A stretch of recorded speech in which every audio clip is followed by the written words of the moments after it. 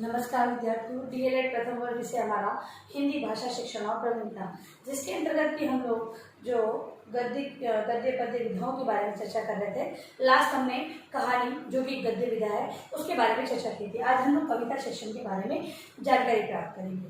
क्योंकि जो प्राथमिक जो कक्षाएं होती है वहाँ पर बालकों को भाषा का ज्ञान है वो कविताओं के माध्यम से किया जाता है। मतलब कि छोटे बच्चों को यदि कविता के माध्यम से कोई चीज़ गा कर लय यति गति से बताई जाती है तो बालक है उसको सही तरीके से, क्योंकि बालक है सुनकर उसे बोलना सीखते हैं और अपने जो ये कहें कि अपने अंतर्गत उसका विकास करते हैं। जैसे कि अगर कोई अध्यापक है बालकों को कविता गाकर किसी बात को समझाता है तो बालक उसको सही तरीके से समझते हैं और स्वयं भी उस कविता को गाकर अभिनय करते हैं। तो इस प्रकार से कविता शिक्षण है वो बालकों के शिक्षण को रुचिकर और प्रभावी बनाने के अंदर अपनी भूमिका निभाता है। आइए हम चर्चा करते हैं कविता शिक्षण के बारे में।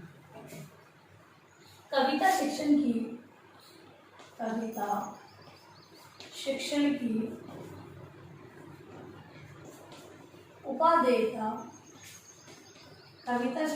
उपादेयता सर्वमान्य है, सभी इसको मानते हैं, ये उपयोगी मानी जाती है, ये सभी का कहना है। व्यक्ति के हृदय में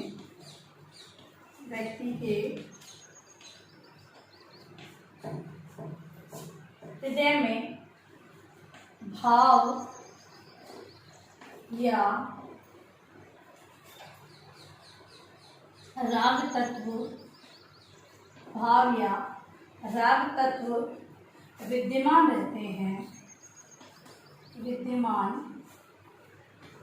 रहते हैं पर ये सुषुप्त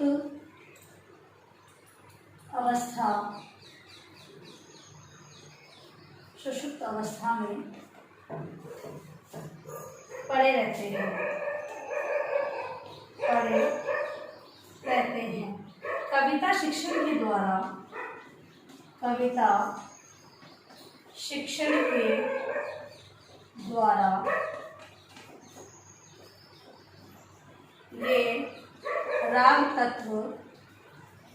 कविता शिक्षण के द्वारा ये राग तत्व जागृत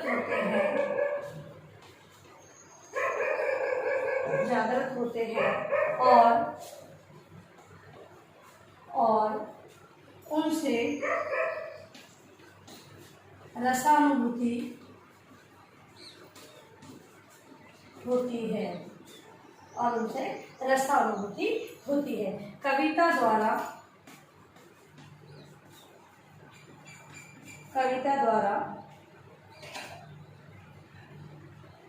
सौंदर्य के माध्यम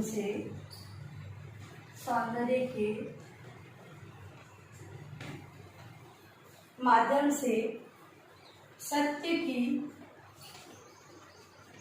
अनुभूति होती है।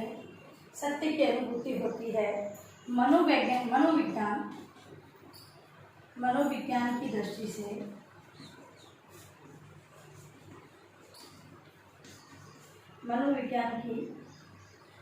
से सत्यम शिवम सुंदरम की उपलब्धि क्रमशः ज्ञान, इच्छा और क्रिया, मतलब कि सत्य यानी ज्ञान, शिवम यानी इच्छा और सुंदरम मतलब क्रिया के उन्नयन एवं परिष्कार द्वारा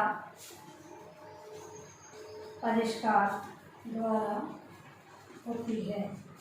मतलब कि जो मानव है उसके अंतर्गत जो सुषुप्त अवस्था में राग तत्व विद्यमान होते हैं, लेकिन इनको जो राग तत्व है उनका प्रस्तुतिकरण है, उसके सौंदर्य या उसके रस की अनुभूति है, वो कविता के माध्यम से ही संभव है। जैसे कि मनोवैज्ञानिक दृष्टिकोण में भी सत्यम शिवम को अपनाया गया है। सत्य के अंतर्गत सत्य का ज्ञान, शिवम का इच्छा और क्रिया यानी सुंदर को उन्नयन एवं परिष्कार द्वारा माना गया है।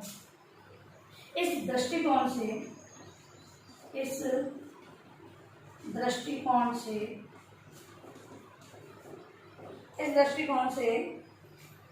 पाठ्यक्रम में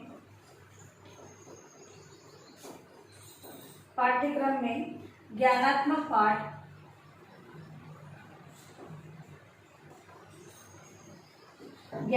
पाठ का समावेश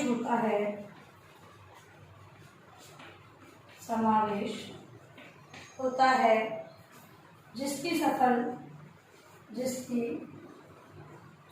सफल क्रियान्विति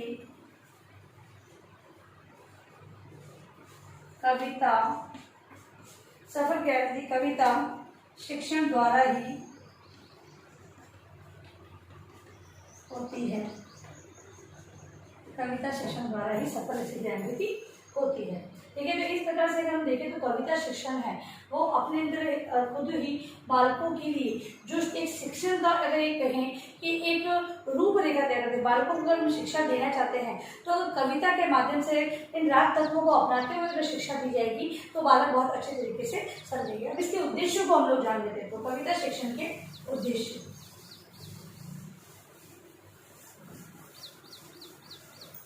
कविता शिक्षण के उद्देश्य, कविता शिक्षण है वो किन उद्देश्यों को ध्यान में रखकर करवाया जाता है। तो पहला है विद्यार्थियों में शुद्ध एवं स्पष्ट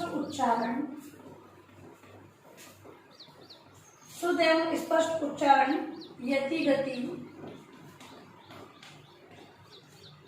आरोह अवरोह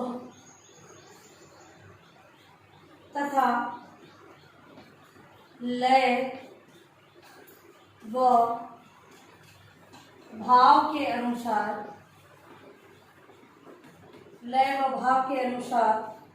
सस्वर वाचन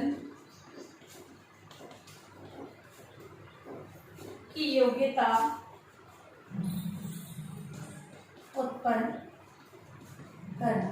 जैसा कि अभी हमने बात की थी, एक अध्यापक है जब कविता के माध्यम से यति गति आरोह को ध्यान में रखकर वाचन करता है तो बालक के अंतर्गत भी शुद्ध उच्चारण, स्पष्ट उच्चारण और सस्वर वाचन करने की योग्यता विकसित हो जाती है।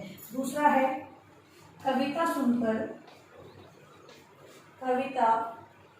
सुनकर भाव ग्रहण करने की क्षमता पैदा करना। बालक है वो कविताओं को समझते, जब अध्यापक है पूर्ण हाव भाव से कविता का प्रस्तुतिकरण करता है तो बालक भी उसमें निहित भावों को ग्रहण करते हैं। फिर है कविता पढ़कर भाव ग्रहण करने की योग्यता। बालक है वो कविता सुनकर भी उसके भाव को ग्रहण करता है तथा कविता को, जो बड़ी कक्षा 5वीं तक का बालक पढ़ने लग जाता है तो पढ़कर भी भाव ग्रहण करने की योग्यता उसमें विकसित हो जाती है। इसके अलावा कविता के प्रति रुचि उत्पन्न करना, कविता के प्रति रुचि उत्पन्न करना। बालकों को जो कविता का शिक्षण करवाया जाता है तो अन्य कविता पढ़ने में भी उन्हें रुचि उत्पन्न होती है। विभिन्न कविताओं को वो पढ़ने में उन्हें एक ये कहे कि उन्हें ऐसी भावना जागृत होती है कि वो अन्य कविताओं को भी पढ़ना प्रारंभ कर देते हैं। फिर है छात्रों की कल्पना शक्ति तथा बोध शक्ति का विकास करना। कविता शिक्षण के माध्यम से बालकों के अंतर्गत कल्पना शक्ति, जब वो पढ़कर उसके भाव को ग्रहण करना सीख रहे हैं तो उसमें विभिन्न प्रकार की कल्पनाएं भी उत्पन्न होगी तथा उसे बोध यानी जानना, हर तरह की जानने की शक्ति का विकास भी होगा। इसके अलावा कविता को कंठस्थ करना,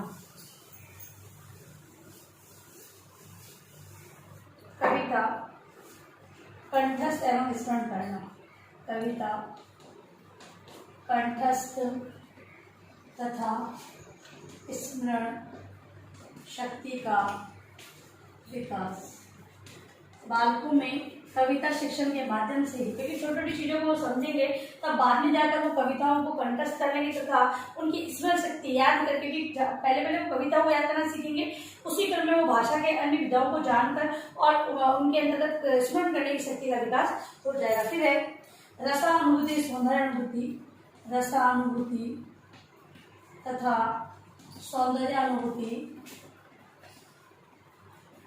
का विकास कविता शिक्षण के माध्यम से बालकों के अंतर्गत जो सौंदर्य अनुभूति और रसानुभूति का विकास होगा। फिर है भाषा तत्वों का ज्ञान, भाषा तत्वों का ज्ञान प्राप्त करना कविता शिक्षण के अंतर्गत, कविता शिक्षण के माध्यम से बालक है वो भाषा के अन्य तत्वों के बारे में जानना प्रारंभ कर देंगे। इसके अलावा जीवन मूल्यों एवं सद्वृत्तियों का अध्ययन, जीवन मूल्यों तथा सद्वृत्तियों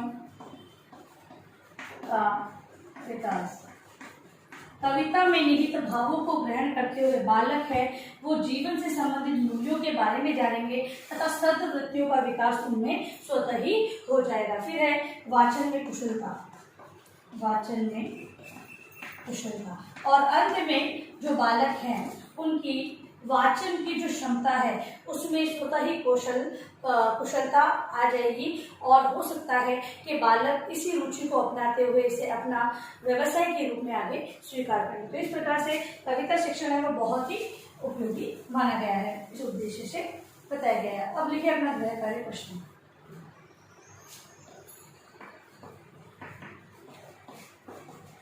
कविता शिक्षण क्यों आवश्यक है, इसके उद्देश्यों का वर्णन करें।